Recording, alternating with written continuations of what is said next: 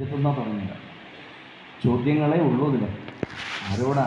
നമ്മളോടന്നെ ഈ ചോദ്യങ്ങളൊക്കെ ചോദിക്കുന്നത്. അപ്പോൾ ഒന്നാമത്തെ ചോദ്യം ഇതാണ്, ഭാഗവത ധർമ്മം എന്നാൽ എന്ത്? ധർമാൻ ഭാഗവതാൻ ബ്രൂത. ഒന്നാമത്തെ ചോദ്യമാണ്, എന്താകുന്നു ഈ ഭാഗവത ധർമ്മം? അതിന് കവി എന്ന യോഗി മറുപടി കൊടുത്തു. അദ്ദേഹം പറഞ്ഞു, മന്യേ കുതശ്ചിത് ഭയമച്യുതസ്യ പാദാംബുജോപാസനമത്ര നിത്യം ഉദ്യുഗ്നബുദ്ധേ അസദാത്മഭാവാത് വിശ്വാത്മനായത്ര നിവർത്തതേ ഭീ. അപ്പം എന്താ ഏറ്റവും വലിയ ആ ധർമ്മത്രേ? എല്ലാം മറന്ന് സദാസമയവും ഈശ്വര ആരാധനയോടുകൂടി ഈശ്വര സ്മരണയോടുകൂടി കഴിയാൻ സാധിക്കുന്നുണ്ടെങ്കിൽ അത് ഏറ്റവും വലിയ ഒരു ധർമ്മമായിട്ട് മാറും. ഭക്തി നന്നായിട്ട് പ്രകാശിക്കും. അങ്ങനെ ഭക്തി നന്നായിട്ട് പ്രകാശിച്ച ഒരാളാണ് എന്ന് വയ്ക്കാം. ഉറപ്പിച്ച് ഏകാദശി ഇവിടെ പറഞ്ഞു, ധാവൻ നിമീല്യവാ നേത്രേ നസ്ഖലേ ന പതേരിഹ. വേണമെങ്കിൽ കണ്ണടച്ച് നടന്നോട്ടെ, ഇയാൾ വൃത്തിയും വീണുമില്ലാണ്. ശബ്ദാർത്ഥ വിദ്യയുണ്ട്. എന്താ ഇതിൻ്റെ അർത്ഥം? രാവിലെ മുതൽ വൈകുന്നേരം വരെ ഇവിടെ നാമം ജപിച്ചുകൊണ്ടിരിക്കുക. ആ വായിക്കാൻ വന്ന ആൾ, സപ്താഹത്തിന് വന്ന ആൾ പറഞ്ഞു, കുറേ നാമം ജപിച്ച് കണ്ണടച്ച് നടന്നാൽ വീഴൊന്നുമില്ല, ഇതിപ്പോൾ ശരിയാണോ നോക്കണ്ടേ, എന്നാൽ ഇവിടുന്ന് വീട്ടിൽ പോണ സമയത്ത് കണ്ണടച്ചങ്ങോട്ട് നടക്കുക, ഉറപ്പാണ് അപ്പുറത്ത് ഓടേ പോയിട്ട് ചാടുക. ഇത് ഈ രണ്ട് കണ്ണ് നമുക്കുണ്ട്. നമ്മളൊക്കെ പലപ്പോഴും പെട്ടുപോണത് ഈ ശബ്ദാർത്ഥത്തിൽ ചിലപ്പോൾ കുടുങ്ങിപ്പോവുകയുണ്ട്. അപ്പോൾ ഈ രണ്ട് കണ്ണ് എന്ന് പറഞ്ഞു കഴിഞ്ഞാൽ ഒരു കണ്ണ് ശ്രുതിയാണ്, ഒരു കണ്ണ് സ്മൃതിയാണ്. ഇത് രണ്ടുമാണ് ഈ മനുഷ്യ ജീവിതത്തെ ഒന്ന് നിയന്ത്രിക്കുന്നത്. ശ്രുതി സ്മൃതികൾ. അപ്പോൾ ശ്രുതിയിൽ എന്തെങ്കിലും, പഴയ ആൾക്കാരൊക്കെ പറയാറുണ്ട്, ശ്രുതിയിൽ എന്തെങ്കിലും സംശയം തോന്നിക്കഴിഞ്ഞാൽ സ്മൃതി നോക്കിയിട്ട് അത് ഉറപ്പിക്കണം എന്ന് പറയും. അപ്പോൾ ഇത് രണ്ട് പാളങ്ങളായിട്ട് കരുതിക്കോളും.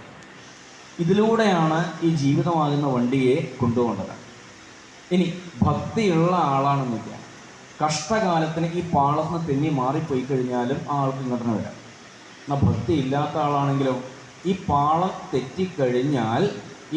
തെറ്റിക്കഴിഞ്ഞാൽ പിന്നെ വീണ്ടും ഇങ്ങോട്ട് വരാൻ വലിയ പ്രയാസം, വരാൻ സാധിക്കില്ല എന്നുള്ളതാണ്. അപ്പോൾ എങ്ങനെയാണ് ആ ഒരു തലത്തിലേക്ക് മനസ്സിനെ ഉയർത്താനായിട്ട് സാധിക്കുക?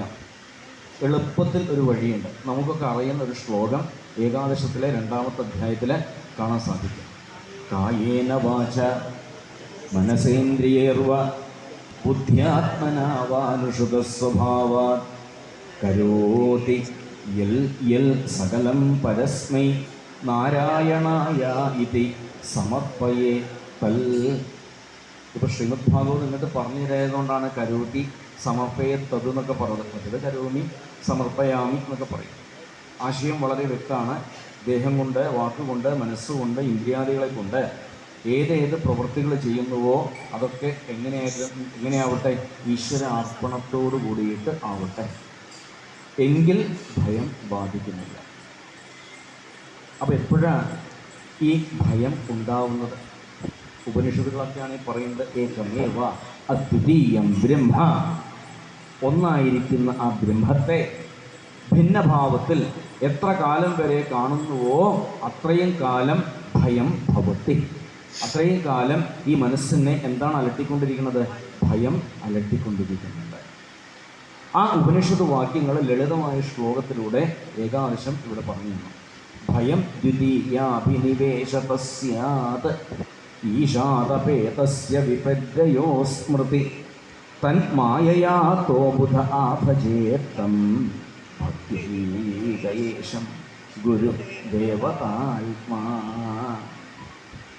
നാം തന്നെയാണ് ഈ ഭയത്തെ കൽപ്പിക്കുന്നത്. നമ്മുടെ മനസ്സിനെയാണ് ഈ ഭയത്തിന് കാരണമായിട്ട് മാറുന്നത്.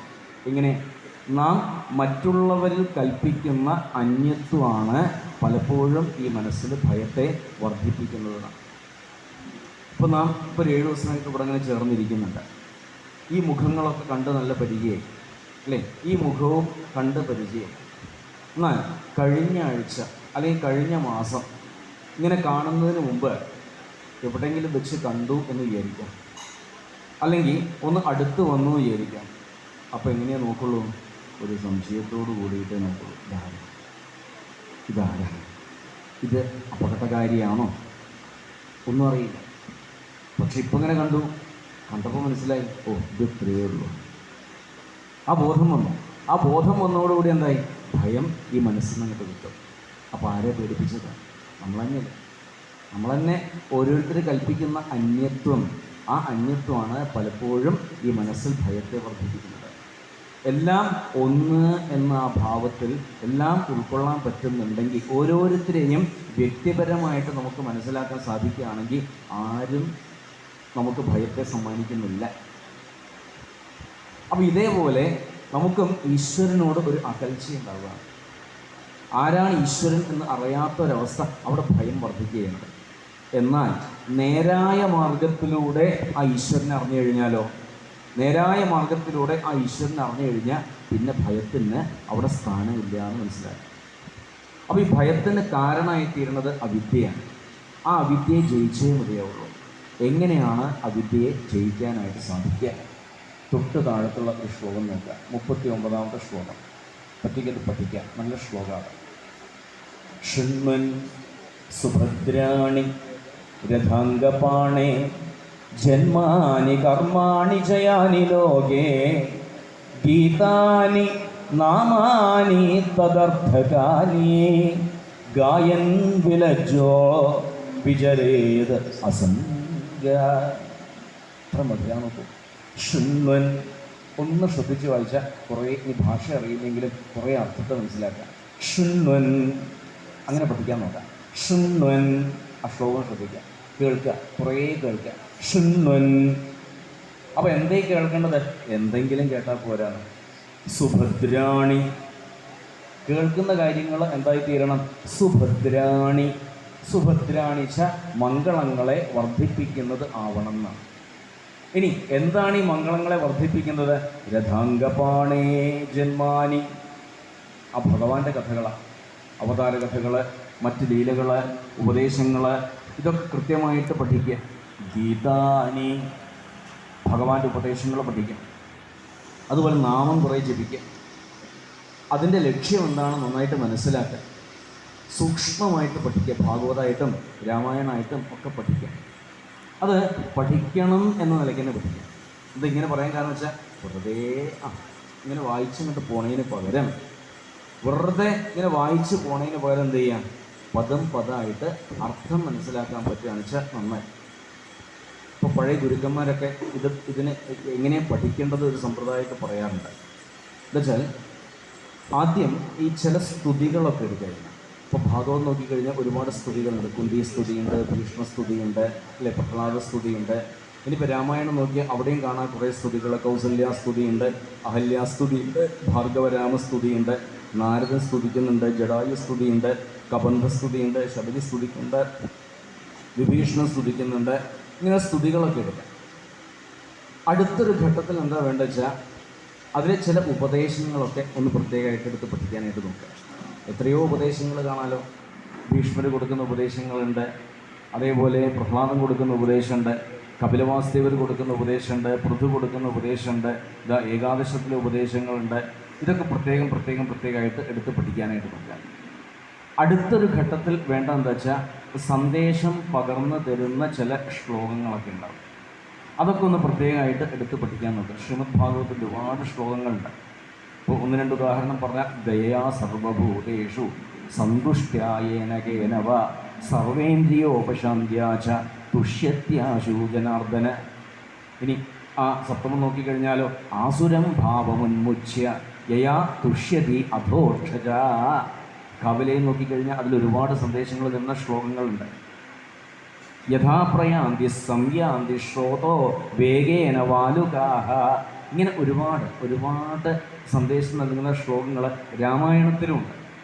വെറുതെ രാമായണം ഒന്ന് കണ്ണോട്ടിച്ചാൽ മതി, എത്രയോ സന്ദേശം നൽകുന്ന ശ്ലോകങ്ങളുണ്ട്. പ്രത്യുപകാരം മറക്കുന്ന പുരുഷൻ ചത്തതിനൊക്കുമേ ജീവിച്ചിരിക്കലും.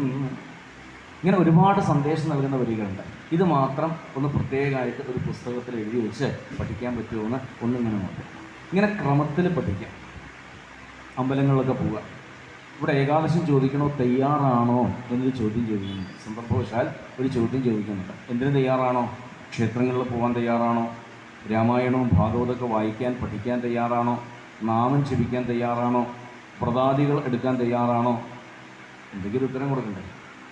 ഒന്നുകിൽ അതേന്ന് പറയണം, അല്ലെങ്കിൽ അല്ല എന്ന് പറയണം, തയ്യാറല്ലെന്ന് പറയണം. ഇപ്പം എന്താ ഇപ്പോൾ പറയാൻ പറ്റുക?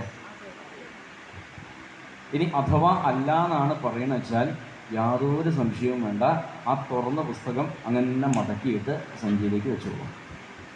ഇനി അതേ എന്നാണ് ഇപ്പോൾ നിങ്ങളെല്ലാവരും ഭൂരിപക്ഷം പേര്, എല്ലാവരും ഭൂരിപക്ഷം എന്നല്ല, എല്ലാവരും ഇപ്പോൾ ഒരേ സ്വരത്തിൽ അതേ എന്ന് പറഞ്ഞല്ലോ.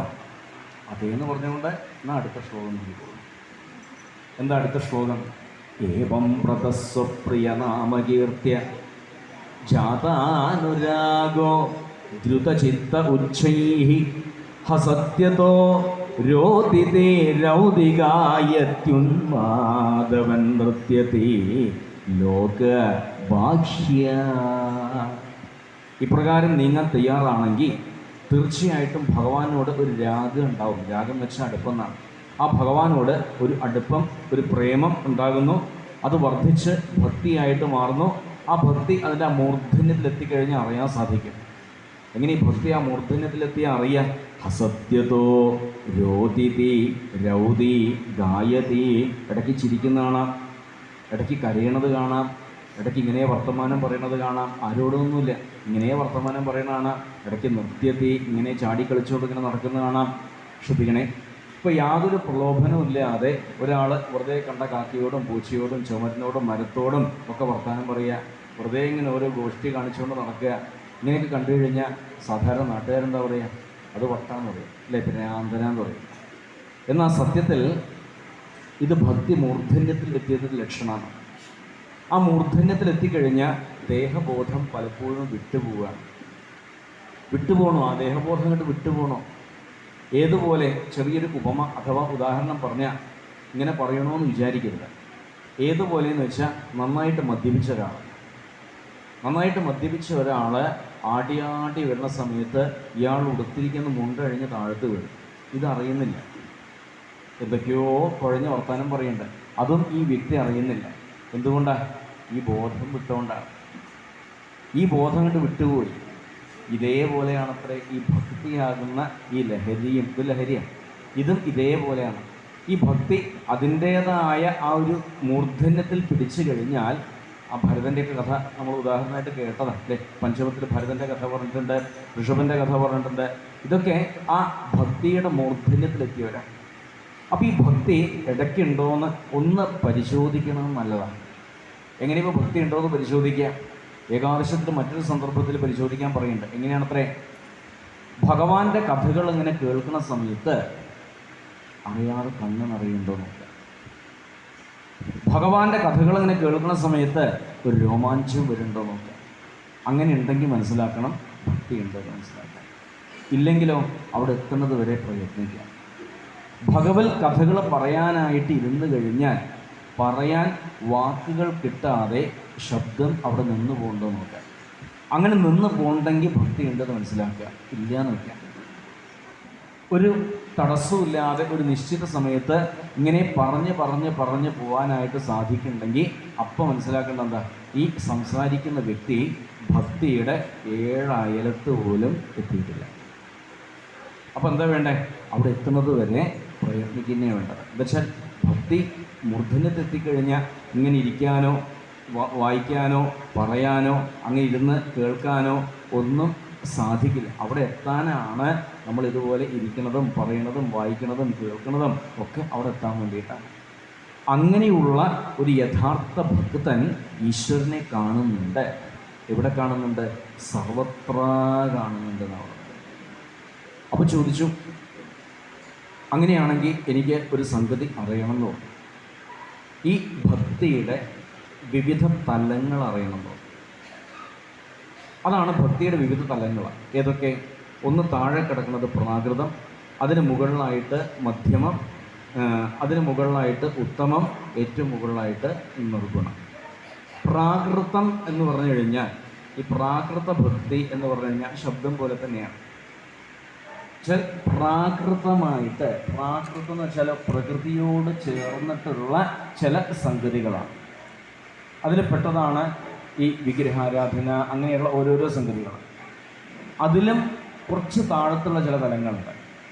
അതായത് മറ്റൊരാളെ ഉപദ്രവിക്കാനായിട്ട്, പിന്നെ ഓരോന്ന് എന്തെങ്കിലും കണ്ടാൽ അത് അങ്ങോട്ട് ഇങ്ങനെ ഉണ്ടാവുള്ളൂ, അങ്ങനെ ഉണ്ടാവുള്ളൂ എന്ന് പറഞ്ഞ് തെക്കും പടക്കും നോക്കാതെ അങ്ങോട്ട് വിശ്വസിക്കുന്നതായിട്ടുള്ള ഒരു അവസ്ഥയുണ്ടാവുക. ഇതൊക്കെ എന്താ? ഇതൊക്കെ ഈ പ്രാകൃതത്തിൽപ്പെട്ടതാണ്. അപ്പോൾ പതുക്കെ വേണ്ടതെന്ന് വെച്ചാൽ അടുത്ത തലത്തിലേക്ക് പോകാം. അടുത്ത തലം മധ്യമാണ്. മധ്യം എന്ന് പറഞ്ഞു കഴിഞ്ഞാലോ എല്ലാവരെയും സ്നേഹിക്കും. പക്ഷേ ആരെങ്കിലും ഇങ്ങോട്ട് ദ്രോഹിച്ചു കഴിഞ്ഞാൽ പക വെച്ച് കൊടുക്കും. ഇത് മധ്യമരാണ്.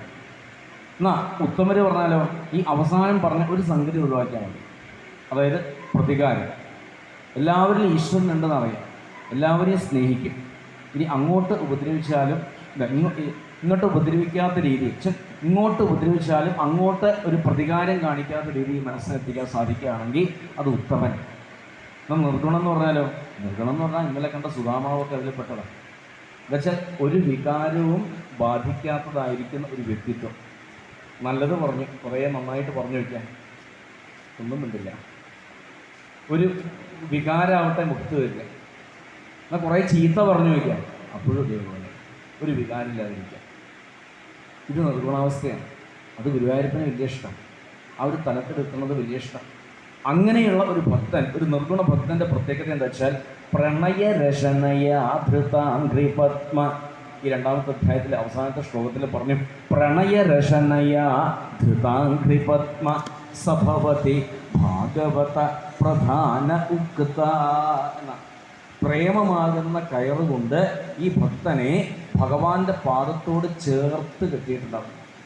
ആ കെട്ടിൻ്റെ പ്രത്യേകത എന്താ വെച്ചാൽ വലിക്കും തോറും മുറുകയുള്ളൂ, അതൊരു കാലത്തും പൊട്ടാത്തതാണ്. ഇങ്ങനെയുള്ള ഒരു ഭക്തൻ മായയെ ജയിക്കും. അപ്പോൾ രാജാവിന് സംശയമായി. അദ്ദേഹം 3ാമത്തെ ചോദ്യം ചോദിച്ചു, മായ എന്ന് പറഞ്ഞാൽ എന്താണ് എന്ന് ചോദിച്ചു. അതിന് അന്തരീക്ഷം എന്ന യോഗിയാണ് ഉത്തരം കൊടുക്കുന്നത്. അദ്ദേഹം പറഞ്ഞതെന്ന് വെച്ചാൽ ഏതൊരു വസ്തുവാണോ ഉള്ളത് അതില്ലാതെ തോന്നുക, ഏതൊരു വസ്തുവാണോ ഇല്ലാത്തത് അതുണ്ട് തോന്നുക, ഇതാണ് മായ. ഈ മായയ്ക്കാണെങ്കിൽ 2 ശക്തിയുണ്ട്. ഒന്ന് വിക്ഷേപമാണ്, അടുത്തത് ആവരണമാണ്. വിക്ഷേപം എന്ന് വെച്ചാൽ ഇല്ലാത്തത് അല്പസമയം ഉണ്ട് എന്ന് തോന്നിക്കാം. ആവരണം എന്ന് പറഞ്ഞാലോ, ആവരണം എന്ന് പറഞ്ഞു കഴിഞ്ഞാൽ യഥാർത്ഥ വസ്തുവിനെ മറച്ച് അസത്യ വസ്തുവിനെ പുറത്ത് കാണിക്കാം.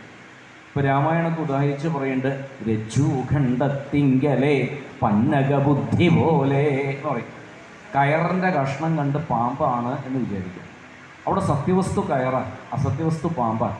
ഈ പാമ്പുണ്ടായത് വഴിയിലോ കയറിലോ അല്ല, അത് മനസ്സിലാണ് ഉണ്ടായത്. ഇത് മായയുടെ അവസ്ഥയാണത്. അപ്പോൾ അടുത്ത ചോദ്യം ചോദിച്ചു, എങ്ങനെ ഈ മായയെ ജയിക്കാം? ആരാണ് ഈ മായയെ ജയിക്കുന്നതെന്ന്? എങ്ങനെ മായയെ ജയിക്കാം? അതിന് പ്രബുദ്ധൻ എന്ന യോഗിയാണ് ഉത്തരം കൊടുക്കുന്നത്. അദ്ദേഹം പറഞ്ഞതെന്ന് വെച്ചാൽ ഈ മായയെ ജയിക്കണമെങ്കിൽ ഭക്തി തന്നെ ഉണ്ടാവണം. ഭക്തി ഉണ്ടെങ്കിൽ മാത്രമേ ഈ മായയെ ജയിക്കാനായിട്ട് സാധിക്കുള്ളൂ. പ്രപദ്യന്തെ എന്നൊരു പ്രയോഗം ഗീതയിലുണ്ട്. ഭഗവാൻ അർജുനനോട് പറയേണ്ട മമ മായ ദുരത്തിയ, എളുപ്പമല്ല കേട്ടോ ഈ മായയെ തരണം ചെയ്യുക എന്നൊക്കെ പറഞ്ഞു കഴിഞ്ഞാൽ, ഈ മായയെ തരണം ചെയ്യണമെങ്കിൽ പാദത്തോട് ചേർന്ന് നിൽക്കണം. ഒരു മുക്കുവൻ മത്സ്യം പിടിക്കാനായിട്ട് വെള്ളത്തിലേക്ക് ഇറങ്ങിയില്ല, കഷ്ടിച്ച് മുട്ടോളം വെള്ളത്തിലിറങ്ങി, എന്നിട്ട് കയ്യിലെ വല കൊണ്ട് വീശി. അപ്പോൾ അത്രയും വ്യാപ്തി പ്രദേശത്തുള്ളതായിരിക്കുന്ന ആ വലയുടെ അത്രയും വ്യാപ്തി പ്രദേശത്തുള്ളതായ മത്സ്യങ്ങൾ മുഴുവൻ വലയിൽ കൊടുക്കും.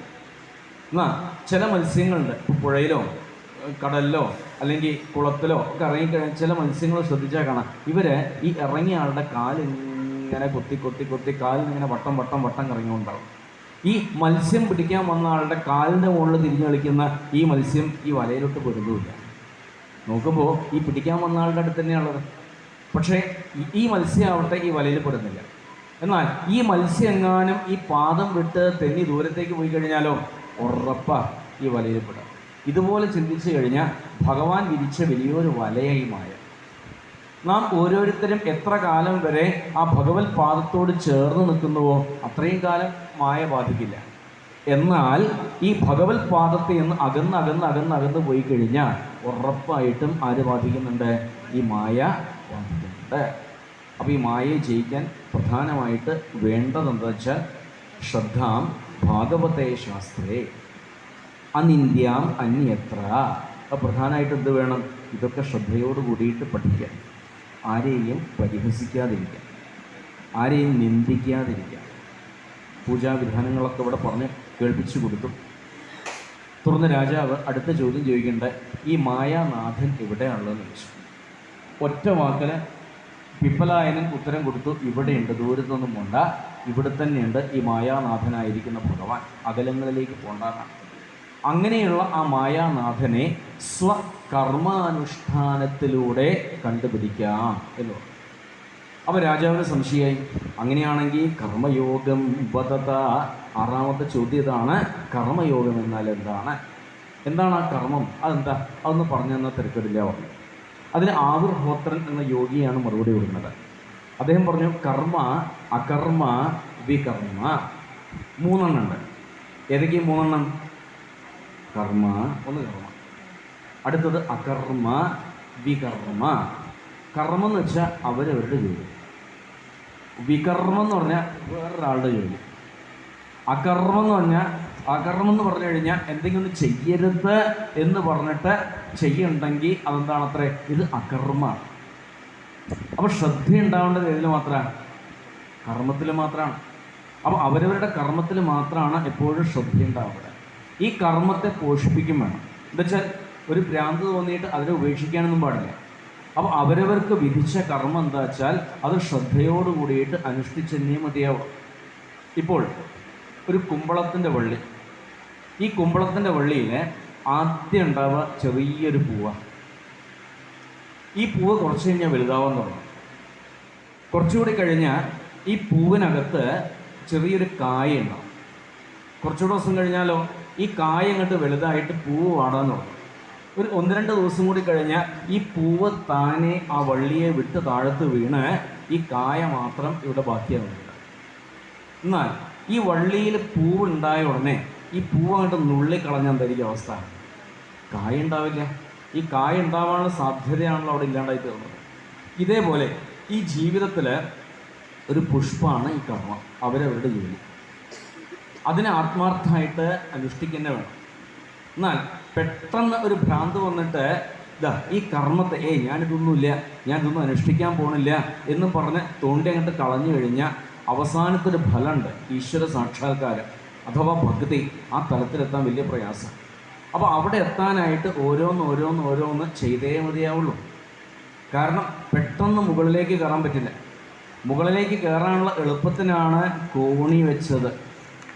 അപ്പോൾ ഓരോരോ പടിയായിട്ടേ മുകളിലേക്ക് കയറി പോകാനായിട്ട് സാധിക്കുള്ളൂ. അങ്ങനെ പോയെങ്കിലേ ഒരു പക്വത ഉണ്ടാവുള്ളൂ. അപ്പോൾ അവരവരുടെ കർമ്മങ്ങൾ ശ്രദ്ധയോട് കൂടിയിട്ട് അനുഷ്ഠിക്കണം. അപ്പോൾ സാത്വികമായ കർമ്മങ്ങൾ അനുഷ്ഠിക്കാനും അതിൽ താല്പര്യം ഉണ്ടാവാനും വേണ്ടിയിട്ട് വേദങ്ങൾ പല ഇടത്തും ഫലശ്രുതികൾ പറഞ്ഞിട്ടുണ്ടെന്നാണ്. പല ഇടത്തും ഫലശ്രുതികൾ വെച്ചിട്ടുണ്ട്. ഈ ഫലശ്രുതികൾ വെച്ചത് എന്തിനു വേണ്ടിയിട്ടാണ്?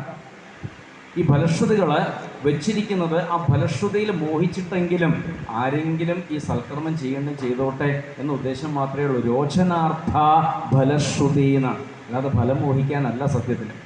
രോചനാർത്ഥ ഫലശ്രുതി. ഇനി വേദമൊന്നും വേണ്ട. ഇപ്പോൾ നമ്മൾ സപ്താഹത്തിലായിരിക്കുന്നത്. ഈ സപ്താഹത്തിൽ 1-ാമത്തെ ദിവസം മുതൽ ഇപ്പോൾ ഇത്രയും ദിവസമായി ഒരുപാട് കഥകൾ കേട്ടില്ലേ? ഓരോരോ കഥകൾ കഴിയുമ്പോഴും പല ഫലങ്ങൾ ഇവിടെ പറഞ്ഞില്ലേ? ഇന്ന കഥയ്ക്ക് ഇന്ന ഫലമുണ്ട്, ഇന്ന കഥയ്ക്ക് ഇന്ന ഫലമുണ്ട്, ഇന്ന കഥയ്ക്ക് ഇന്ന ഫലമുണ്ട്. ഈ പറഞ്ഞപ്പോൾ എന്തിനു വേണ്ടിയിട്ടാണ്? ആരോടും പറഞ്ഞു കൊടുക്കരുത്, ഇത് സ്വകാര്യമാണ്. ആരോടും പറഞ്ഞു കൊടുക്കരുത്. ഈ ഫലം പറഞ്ഞത് അത് കേട്ടിട്ടെങ്കിൽ ആ 4 പോന്നിട്ടേ ചെയ്യണം, അല്ലാതെ വേറൊന്നുമില്ല. ഇപ്പോൾ 1-ാമത്തെ ദിവസം ഇപ്പോൾ സാധാരണ പതിവ് ഇപ്പോൾ ഗ്രാമങ്ങളിലൊക്കെ ചിലയിടങ്ങളിലൊക്കെ പോയി കഴിഞ്ഞാൽ ഈ മാഹാത്മ്യത്തിനൊന്നും നല്ല ആൾക്കാരുണ്ടാവും. ഈ ആൾക്കാരെ കൂടി കാണുന്ന സമയത്ത് ഈ വായിക്കാൻ വന്നവരെന്താ വിചാരിക്കുക? ഈ കണ്ട ആൾക്കാരത്തിൽ 7 ദിവസം അവിടെ തന്നെ ഉണ്ടാവും. പിറ്റേന്ന് ചിലയിടത്തൊക്കെ പോയ ഒരു മനുഷ്യനുണ്ടാവാറില്ല. തിങ്കളാഴ്ച, അതായത് 1-ാം ദിവസം. പക്ഷേ ഒത്തുമുക്കാലം ഞായറാണ് ഈ സപ്താഹം ഉണ്ടാവുക. അതുകൊണ്ട് ഇങ്ങനെ പറഞ്ഞതേ ഉള്ളൂ. അടുത്ത ദിവസം വലിയ ആൾക്കാരൊന്നുമില്ല. 3-ാമത്തെ ദിവസം അത്ര വലിയ ആൾക്കാരൊന്നുമില്ല. അപ്പോൾ ഇങ്ങനെയായാൽ ശരിയാവില്ല. അപ്പോൾ എന്ത് ചെയ്യും? പതുക്കെ ഒന്ന് ഭാരവാഹികളായിട്ട് ചേർന്നിരുന്ന് സംസാരിച്ചിട്ട് പറയും, അതെ നിങ്ങളൊരു കാര്യം ചെയ്യൂ, വൈകുന്നേരം നരസിംഹാവതാരം വായിക്കും, അപ്പോഴേക്ക് കുറച്ച് പടക്കൊക്കെ എവിടെയും പോയിട്ട് കൊണ്ടുവരണം. അങ്ങനെ ഇവർ അവിടെ എവിടെയും പോയിട്ട് കുറച്ച് പടക്കൊക്കെ കൊണ്ടുവരും. പിന്നെ വേദിയൊക്കെ നന്നായിട്ട് അലങ്കരിക്കും, കുറേ പന്തങ്ങളൊക്കെ കുത്തി വയ്ക്കും, 10,500 വിളക്കുകളൊക്കെ നിരത്തി അങ്ങോട്ട് കത്തിച്ച് വയ്ക്കും. ഈ ഓരോ ചട്ടിയൊക്കെ കൊണ്ടുവന്നിട്ട് അതിനകത്ത് ചന്ദനത്തിരി കെട്ടായിട്ട് കത്തിച്ച് ഇങ്ങനെ പുകച്ച് മുകളിലേക്ക് ഇങ്ങനെ പുക ഇങ്ങനെ പോകാനൊക്കെ തുടങ്ങും. എന്നിട്ടോ ഈ നരസിംഹാവതാരം എന്ന ഒരു അധ്യായം ഇല്ലാത്ത ശബ്ദമൊക്കെ ഉണ്ടാക്കി അലറി വിളിച്ചുകൊണ്ട് അങ്ങോട്ട് വായിക്കാൻ തുടങ്ങും. സത്യത്തിൽ ഈ അധ്യായത്തിൻ്റെ രസം ശാന്ത. ഇതിപ്പോൾ രൗദ്രല്ല, ഇതിനപ്പുറത്തെ രൗദ്രായിട്ടാണ് അത് വായിക്കേണ്ടതായിട്ട് വരിക. അവസാനം ഈ ബഹളമയ കൂടി കേൾക്കും. പടക്കൊക്കെ പൊട്ടണ ഈ ബഹളമയ കൂടി കേട്ട് ഈ നാട്ടുകാരപ്പോഴേ കേട്ടിട്ടുണ്ടാവുള്ളൂ. അതുവരെ അറിഞ്ഞിട്ടൊന്നുമില്ല എന്താ സംഭവം എന്ന് അറിഞ്ഞിട്ടൊന്നുമില്ല. അപ്പോൾ ചിലരൊക്കെ എന്താണാവോ വെച്ചിട്ട് പതുക്കെ നോക്കാനായിട്ട് വരും. അങ്ങനെ ആരെയും വരുന്നുണ്ട് എന്ന് കണ്ടു കഴിഞ്ഞാൽ ഇവിടെ ഇരിക്കുന്ന ആൾക്കാരെന്താ ചെയ്യുക? പതുക്കെ ഒന്ന് ശബ്ദം മാറ്റിയിട്ട് പറയും. ശ്രീമദ് ഭാഗവത സപ്താഹയജ്ഞത്തിൻ്റെ അടുത്ത ദിവസം ശ്രീകൃഷ്ണാവതാരം അതീവ ശ്രദ്ധയോടുകൂടിയുള്ള പാരായണ ശ്രവണ ഫലം സൽസന്താനലബ്ധി. ഇതേ കേട്ടുള്ളൂ, ഇതിന് മുമ്പ് പറഞ്ഞത് കേട്ടിട്ടില്ല, അതിനുശേഷം പറഞ്ഞ് കേൾക്കാനും കൊടുത്തില്ല. അപ്പോൾ എന്തായി? അടുത്ത ദിവസം അത്യാവശ്യത്തെ ആൾക്കാരുണ്ട്. അപ്പോൾ എന്ത് മനസ്സിലായി? ഈ വിദ്യ ഫലിക്കുന്നുണ്ട് മനസ്സിലായി. അന്ന് വേറൊരു വാക്ക് ഇതേപോലെ പറഞ്ഞു. ഭാഗവത സപ്താഹയജ്ഞത്തിൻ്റെ അടുത്ത ദിവസം രുക്മിണി സ്വയംവരം, ശ്രദ്ധയോടുകൂടിയുള്ള പാരായണ ശ്രവണഫലം, വിവാഹഭാഗ്യം. കല്യാണം കഴിയാത്തവർക്ക് നല്ല ഒരു വിവാഹബന്ധം. എന്നാൽ അവിടെ വന്നിരിക്കുന്ന ഒട്ടുമുക്കാലും കല്യാണം കഴിഞ്ഞ് 25-30 കൊല്ലം കഴിഞ്ഞ ആൾക്കാരാണ്. അവരോട് ഈ പറഞ്ഞ കല്യാണം കഴിയാത്തവർക്ക് നല്ലൊരു വിവാഹബന്ധം. അപ്പോൾ അവരിങ്ങനെ താടിക്ക് ഇങ്ങനെ കയ്യും കൊത്തിയിട്ട് ഇങ്ങനെ അന്തം വിട്ട് നോക്കും. അപ്പോൾ അവരോടെന്താ പറയണ്ടേ? വിവാഹം കഴിഞ്ഞവർക്ക് സുഗമമായ ഒരു ദാമ്പത്യം. എന്തെങ്കിലും തകരാറുണ്ടാവുന്ന ഒരു ഉറപ്പാണ്. അപ്പോൾ നോക്കണേ, ഈ സ്വയംവരത്തിൻ്റെ അന്ന് അസാധ്യ തിരക്കാം. പിന്നെ ഈ കുചേലിനെ ആർക്കും കാണണ്ട. ശരി. അപ്പോൾ ഈ ഫലശ്രുതികൾ ഇതും തെറ്റല്ല, അങ്ങനെ വിചാരിക്കരുത്. പറയണം, മറ്റുള്ളവർക്ക് പറഞ്ഞു കൊടുക്കണം. ഈ ഫലശ്രുതികൾ പറഞ്ഞിരിക്കുന്നത് എന്തിനു വേണ്ടിയിട്ടാ വെച്ചാൽ കുട്ടികൾക്ക് മരുന്ന് കൊടുക്കുന്നത് പോലെയുള്ളൂ എന്നാണ്. ഏകാദശം വ്യക്തമായിട്ട് പറഞ്ഞു, കുട്ടികൾക്ക് മരുന്ന് കൊടുക്കുന്നത് പോലെയെന്ന് പറഞ്ഞു. ഇപ്പോൾ ചെറിയൊരു കുട്ടി മഹാവികൃതി, അവന് അസുഖം വന്നു, അവന് മരുന്ന് കൊടുത്തു കഴിഞ്ഞാൽ നേരാവണ്ണം ഇത് കഷായമാണ്, കയ്പുള്ളതാണെന്ന് പറഞ്ഞ് കൊടുത്തു കഴിഞ്ഞാൽ അവൻ കഴിക്കില്ല. എന്ത് ചെയ്യും? ഒരു കയ്യിൽ കളിപ്പാട്ടം പിടിച്ചിങ്ങനെ കിട്ടിയാക്കി കളിക്കും. എന്നിട്ട് പറയും ഇത് വേണ്ടേന്നാണ് ചോദിക്കുക. ഈ കളിപ്പാട്ടം വേണ്ടേന്ന് ചോദിക്കുള്ളൂ. ഈ കളിപ്പാട്ടം വേണമെങ്കിൽ ഇത് കഴിക്കണം എന്ന് പറയും. അവസാനം ഈ കളിപ്പാട്ടത്തിലേക്കുള്ള ശ്രദ്ധ പോയിട്ട് അവൻ ഈ മരുന്ന് കഴിക്കുന്നു, കളിപ്പാട്ടം കൊടുക്കും. ഇതേ കുട്ടി വളർന്നു വലുതായി ഒരു 25 വയസ്സായി നിന്നിരിക്കാം. അവനോട് അവൻ്റെ അച്ഛന് പറയേണ്ട കാര്യമുണ്ടോ? ഈ മരുന്ന് കഴിക്കാൻ, നിനക്ക് കിട്ടിയാക്കി കളിക്കാൻ ഒരു സാധനം തരാൻ പറയണം, വേണമെങ്കിൽ കഴിച്ചോളൂ. ഇതന്നെയാണ് അപ്പോൾ നമ്മുടെയൊക്കെ അവസ്ഥ. ആദ്യമൊക്കെ ഇത് കേൾക്കാൻ പാടുള്ളൂ. ആദ്യമൊക്കെ ഇതൊക്കെ കേൾക്കാൻ പാടുള്ളൂ. ഏത്? ഇന്ന് കേട്ടാൽ ഇന്ന് ഫലം, ഇന്ന് കേട്ടാൽ ഇന്ന ഫലം, ഇന്ന് കേട്ടാൽ ഇന്ന ഫലം എന്ന് പ്രാരംഭഘട്ടത്തിലൊക്കെ കേൾക്കാം. പിന്നീട് കുറച്ച് മനസ്സിലാക്കി കഴിഞ്ഞാൽ നാം മറ്റുള്ളവർക്ക് ഇതന്നെ പറഞ്ഞു കൊടുക്കണം. ഇന്നത് കേട്ടാൽ ഇന്ന ഫലം, ഇന്നത് കേട്ടാൽ ഇന്ന ഫലം, എന്നിട്ട് അവരെയും കൂടി ഇതേ മാർഗത്തിൽ കൊണ്ടുവരണം. കാലം കൊണ്ട് എന്തുണ്ടാവണം? ഈ ഫലത്തോടുള്ള കാംക്ഷ ഇല്ലാതായിട്ട് തീരണം. ഇതാണ് ഭാഗവത്തിൻ്റെ ഉദ്ദേശം. ഒറ്റ ഉദ്ദേശം ഭാഗവത്തിനുള്ളൂ. മത് അജ്ഞാനം വിനാശയാ. അകത്തുള്ളതായിരിക്കുന്ന അജ്ഞാനത്തെ ഇല്ലാതാക്കി തീർക്കുക. ഒരിക്കലും ഇത് ദുർവ്യാഖ്യാനം ചെയ്യരുത്, ഒരിക്കലും തെറ്റിദ്ധരിക്കരുത്. ഈ ഭാഗവതം എന്ന് പറയുന്നത്, ശ്രീമദ് ഭാഗവതം എന്ന ഈ ഒരു അമൃത് കല്യാണം നടക്കാനോ കുട്ടികളുണ്ടാവാനോ രോഗം മാറാനോ ഉള്ള ഒന്നുമല്ല. അസുഖം വന്നാൽ വൈദ്യരെ പോയിട്ട് കാണാം, അല്ലാതെ ഗുരുവായൂരപ്പൻ മാറ്റെന്ന് പറഞ്ഞിരിക്കരുത്. കാരണം ഇതേ ഗുരുവായൂരപ്പനാണ് വൈദ്യഭാവത്തിൽ പല ദിക്കിലും ഉള്ളത്, അവിടെ പോയിട്ട് കാണാം. ഇനി മനസ്സിന് അസുഖം വന്നു കഴിഞ്ഞാലോ? മനസ്സിന് അസുഖം വന്നു കഴിഞ്ഞാൽ പതുക്കെ ഇതുപോലെയുള്ള സങ്കേതങ്ങൾ ഇങ്ങനെ വന്നിരിക്കുക, സത്സംഗത്തിൽ ഏർപ്പെടുക, എന്നിട്ട് മനസ്സിനെ സുഖപ്പെടുത്തി കൊണ്ടുവരിക. ഇതാണ് ചെയ്യേണ്ടത്. ഇപ്രകാരം സ്വകർമാനുഷ്ഠാനത്തിലൂടെ ആ ഈശ്വരങ്കിലേക്ക് എത്താൻ സാധിക്കും എന്ന് പറഞ്ഞു. ഏതേത് കർമ്മങ്ങൾ ഭഗവാൻ അനുഷ്ഠിച്ചു എന്നൊരു ചോദ്യം അടുത്തതായിട്ടുണ്ടായി. അതിന് അവതാര കർമ്മങ്ങളെക്കുറിച്ച് പറഞ്ഞു. പിന്നീട് ചോദിക്കണം എന്താ വെച്ചാൽ ഭക്തി ഇല്ലാത്തവരുടെ അവസ്ഥയാണ്. ഭക്തി ഇല്ലാത്തവരുടെ അവസ്ഥ എന്ന് പറഞ്ഞു കഴിഞ്ഞാൽ അത് കഷ്ടമാണ്. ഒന്ന്, ഈശ്വരൻ എന്ന പദം പോലും അറിയാത്തവർ, അവർ രക്ഷപ്പെടും. പക്ഷികളും മൃഗങ്ങളൊക്കെ അതിന് ഉദാഹരണമാണ്. അടുത്തത് ഈശ്വരനെ അറിയാം എങ്കിലും ഉപാസിക്കില്ല തീരുമാനമെടുത്തവർ, അവരുടെ അവസ്ഥ എന്താ? കർമ്മണ്യ കോപിതാ സ്തബ്ധ മൂർഖാ പണ്ഡിതമാനിനാഹ. ഇതൊക്കെയാണ് ഇവരുടെ അവസ്ഥ. കർമ്മത്തിൽ ലവലേശം പോലും സാമർത്ഥ്യം ഉണ്ടാവില്ല, എന്നാൽ ഉണ്ട് നടിക്കുകയും ചെയ്യും. അവരാണെന്ന് വഴി തെറ്റിക്കുകയും ചെയ്യും മറ്റുള്ളവരെ. അപ്പോൾ ഇങ്ങനെയുള്ളവരായിട്ട് ഒരു ബന്ധത്തിലും പോകരുത്. ഇത്രയും കേട്ട സമയത്ത് രാജാവ് പറഞ്ഞു, കൂടുതലായിട്ടൊന്നും കേൾക്കണ്ട. ഇനി അവസാനത്തെ അഥവാ 9ാമത്തെ ചോദ്യം, ഈശ്വര ഭജനത്തിന് കാലം കൽപ്പിച്ചിട്ടുണ്ടെങ്കിൽ അതേക്കുറിച്ച് പറയണം. കാലം കൽപ്പിച്ചിട്ടുണ്ട്, കൂടുതൽ വിസ്തരിക്കുന്നില്ല, ഒന്ന് മാത്രം പറഞ്ഞുതരാം.